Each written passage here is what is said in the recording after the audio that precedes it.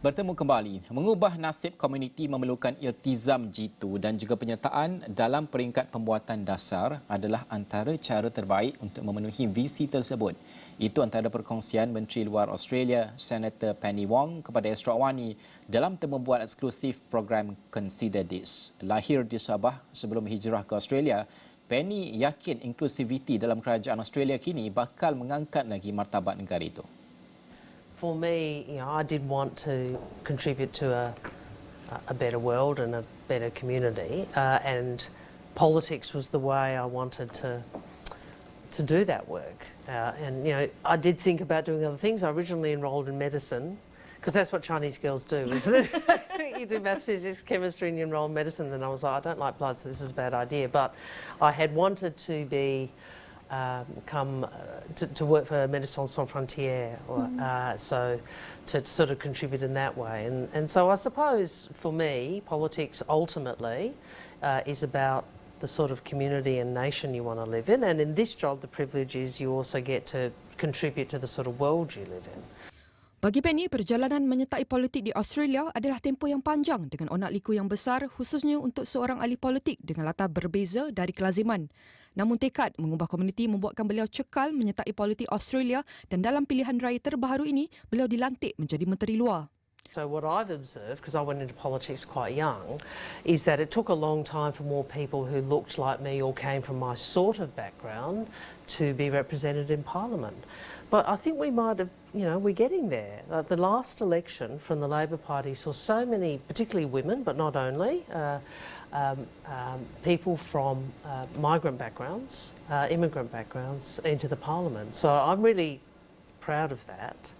And I'm really pleased because I do think our democracy best serves the community when it represents the community. Temu bual penuh Penny boleh disaksikan dalam program Consider This yang akan bersiaran jam 10 malam ini. Terdahulu, Astro AWANI menerima kunjungan Menteri Luar Australia, Senator Penny Wong di Pusat Penyiaran Asia Bukit Jalil. Ketibaan beliau dan delegasi pada pukul 6 petang disambut Ketua Pegawai Eksekutif Kumpulan Astro, Henry Tad dan Ketua Pengarang Astro AWANI, Ashraf Ismail disertai tenaga kerja Astro AWANI yang lain. Wong hadir sebagai tetamu khas dalam program Temu Bual Consider This bersama penyampai syarat Kutan dan Melissa Idris yang bakal disiarkan pada Rabu 29 Jun malam ini. Beberapa perkara penting yang disentuh termasuk dasar luar kerajaan Australia dan usaha negara berkenaan dalam merencanakan dasar perubahan iklim yang lebih baik. Pertemuan bersama Wong selama hampir sejam itu turut diikuti dengan lawatan beliau ke bilik berita Astro AWANI.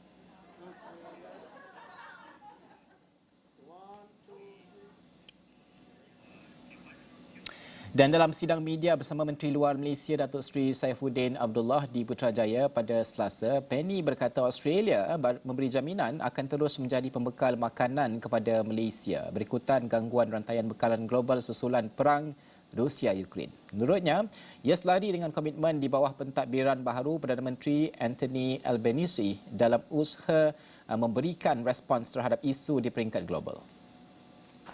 One of the points we discussed in the meeting was that Australia continues to be a reliable supplier, for example, of wheat and meat, at a time where global supply chains have been constrained. And obviously, as a comprehensive strategic partner, we will work with Malaysia, if required, on any issues they have in terms of their supply constraints arising out of the conflict in Ukraine.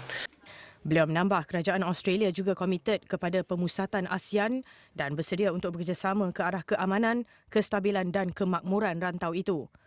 Dalam masa sama, beliau berkata dalam mesyuarat bersama rakan sejawatnya, Australia dan Malaysia bersetuju untuk mengadakan kerjasama yang lebih besar termasuk isu-isu melibatkan keselamatan teknologi cyber dan pendidikan.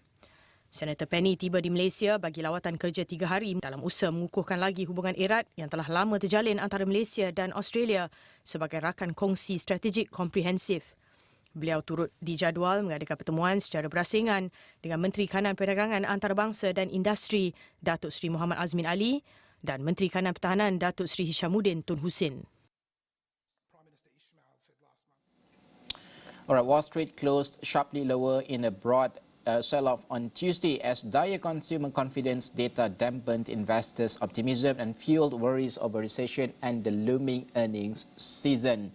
The S&P and the Nasdaq fell about 2% and 3% respectively, with Apple Incorporated, Microsoft Corporation and Amazon.com weighing on the heaviest. All three indexes are on course to notch two straight quarterly declines for the first time since 2015. The Dow Jones Industrial Average fell 491.27 points, or 1.56%. The S&P 500 lost 78.56 points, or 2.01%, and the Nasdaq Composite dropped 343.01 points, or 2.98%.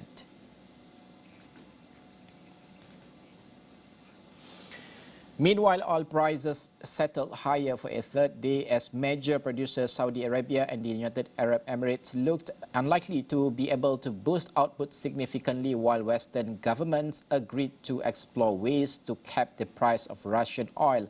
Brent crude futures climbed $2.89, or 2.5%, to settle at 117.58 a barrel by 12:33 noon. The U.S. West Texas Intermediate crude settled at $2.19, or 2%, to $111.76 a barrel. Both contracts extended the previous session's gains of nearly 2% after the group of 7 economic powers vowed to ratchet up existing Western pressure on Russia from sanctions over its invasion of Ukraine. G7 leaders have agreed to explore imposing a ban of transporting Russian oil that has been sold above a certain price, aiming to deplete Moscow's war chest. The International Energy Agency said in its June report Russian oil export revenue climbed in May even as volumes fell. The Western bans on Russia and its oil and gas output have led to a sharp rise in global energy prices, and other major producers have yet to implement significant boosts to supplies. Saudi Arabia and the UAE have been seen as the only two members of the Organization of the Petroleum Exporting Countries with spare capacity to make up for lost Russian supply and weak output from other member nations.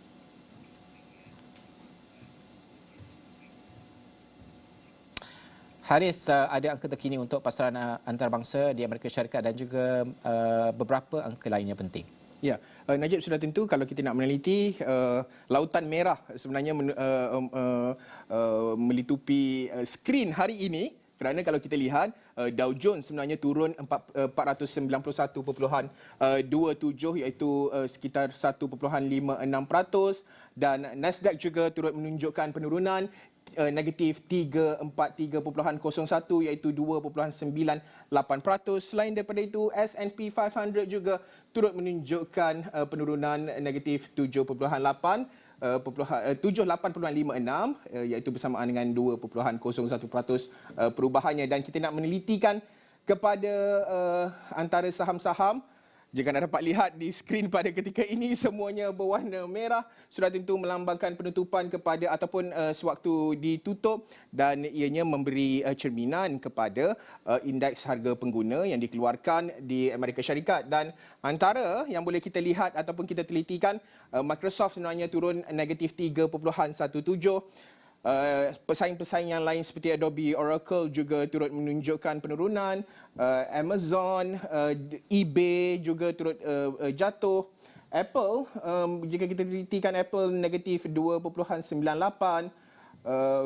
Google, Meta, Twitter juga turut menunjukkan penurunan negatif 3.47%. Tesla bagaimana pula? Tesla turun juga negatif 5.00%. Jadi ini merupakan angka-angka yang kalau kita telitikan sudah tentu memberi impak yang cukup besar kepada pemain pasaran di Amerika Syarikat. Dan kita nak meneliti pula bagaimana di Malaysia dalam pembukaan sebelah pagi tadi juga menunjukkan penurunan negatif 3.77 kepada 1450.97 melibatkan FBM KLCI. Itu antara perkembangan terkini melibatkan pasaran saham. Najib dan juga Nina. Alright, terima kasih Asyraf atas perkembangan tersebut, dan ini perkembangan terkini kita terima pada jam ini.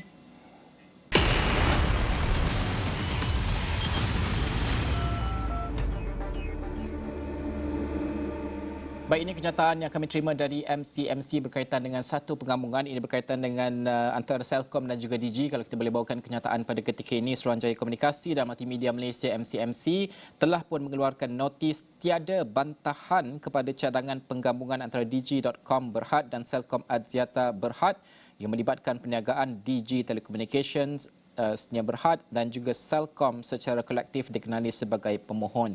Digi dan juga Celcom merupakan pengendali perkhidmatan mudah alih kedua dan ketiga terbesar pada masa kini dan penggabungan ini akan menghasilkan pengendali perkhidmatan mudah alih yang terbesar di Malaysia.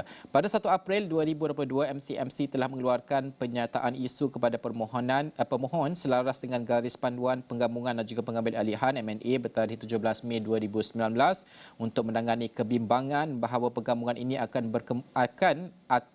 berkemungkinan mengurangkan persaingan dengan ketara dalam sesetengah pasaran komunikasi. Justru pemohon telah mengemukakan satu aku janji yang mengandungi komitmen pemohon untuk mengatasi isu-isu persaingan dan juga MC telah mempertimbangkan komitmen yang ditawarkan oleh pemohon dan berpuas hati bahawa ia akan mengurangkan dengan signifikan isu-isu persaingan yang atau mungkin timbul akibat penggabungan ini. Dan juga sudah pasti rangkuman lanjut kami akan bawakan di laman web kami astroawani.com. Alright, next we have a clip on Biztech Asian Midday Market Watch. A discussion between host Brian Fernandez with guest Jeffrey Haley, Senior Market Analyst Asia Pacific ONDA, on regional markets performance and discuss about overnight falls in the US following a major rebound on Friday and the risks in the market right now. Let's have a look. Now, Jeff, then what are some key highlights that you've indicated in your commentary today that we should be aware of? Well, I'm looking at oil prices today. I mean, we've seen a huge rebound in oil prices over the last few days, and oil is up over 1% again today. Reuters was running a story where Emmanuel Macron was overheard speaking to Joe Biden at the G7 conference, where he had talked to the UAE, who had told him they just didn't have any spare capacity left, and nor did the Saudis. Now, that's been semi-confirmed by the UAE officially this morning, while we were still asleep, and we saw oil prices shoot higher overnight, move higher again today. Also, Shanghai authorities saying that they've managed to beat the latest Omicron wave has led Asian investors to expect that China's oil consumption will start rising as well. You know, as I mentioned, I believe last week, the futures remained in backwardation, which is a bullish trend, a bullish indicator, even as the whole futures curves move lower. And so it's turned out to be, you know, while the speculative market may be getting culled out of its long positions, underlyingly here in the real world, energy supplies are very tight. And if Saudi Arabia and the UAE don't have much spare capacity, then they look set to remain tight. So I think we're on the cusp of Brent crude moving back to $120 a barrel again. Now, Jeff, what I don't understand at this point of time, and break it down for us, is the question of the shale gas producers in the US. Now, they're well in the money at these sort of elevated prices. Why isn't production coming back on stream, especially because shale is something that you can literally turn on and off very easily? Yeah, it's a little complicated here. There's a few factors at play. One of them is that a lot of them went bust in the boom times, and now they're under much tighter control by their financiers. So that's one part of it. Second one is when you look out at the futures price curves out to sort of 2 or 3 years, Brent crude, WTI are much, much lower than they are in the spot market today, which is probably giving some cause for concern as well. But another part of this is that the US lacks the pipeline infrastructure to shift this oil and gas from where it's coming out of the ground to where it needs to be. And of course, there's bottlenecks in the refining sector as well, which is running at full capacity in the US. I think it's lost over 1 million barrels of refining capacity over the last 2 years, and that's coming home to roost as well. And that's why we're seeing such high gasoline and diesel prices, not just in the US, but around the world. It's a crunch at the refining point, which is flowing back to higher oil prices. So this is all stemming literally from the underinvestment over the last 5 or 6 years in oil. Absolutely. Underinvestment in the United States, but not just the United States. When you look at OPEC compliance, it's somewhere near 200%. Now, part of that is distorted by the Russian sanctions, but it was already well over 100% before they invaded Ukraine. That says that OPEC Plus was already pumping as much as it could.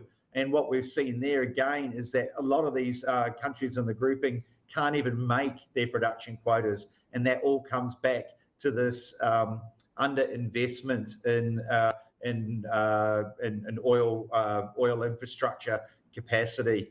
Unfortunately, although we do want a green transition eventually, it wasn't ever a case of just flicking a switch and it magically happened. There has to be a transition period, and that meant that infrastructure had to still be invested in, probably for another couple of decades. And I think this reality is coming home in no uncertain terms to many parts of the world right now. Okey, sekian Niaga AWANI untuk jam ini. Ikuti info terkini mengenai negara di fasa peralihan endemik di halaman mikro interaktif di astroawani.com sekarang, dan juga segala maklumat lain dalam astroawani.com, juga aplikasi Astro Awani. Terima kasih kerana menonton saluran berita paling dipercayai di Malaysia. Saya Najib Aroff dan rakan setugas. Saya juga Nina Rozman. Saya Harits Asyraf Hasnan. Salam hormat.